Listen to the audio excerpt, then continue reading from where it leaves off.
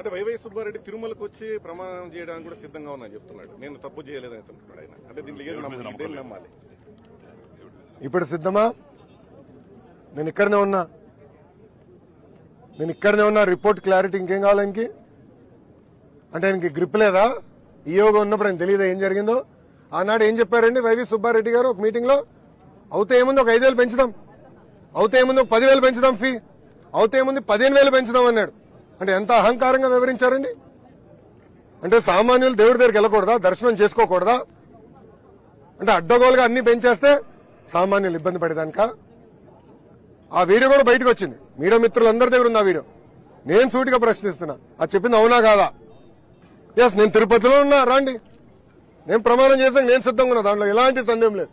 ఇంకా రిపోర్ట్లు వచ్చిన తర్వాత మేము ఎందుకు భయపడాలండి? చాలా క్లారిటీగా ఉంది. వైవి సుబ్బారెడ్డి గారు కూడా నేను సూటిగా ప్రశ్నిస్తున్నా, గతంలో మీరు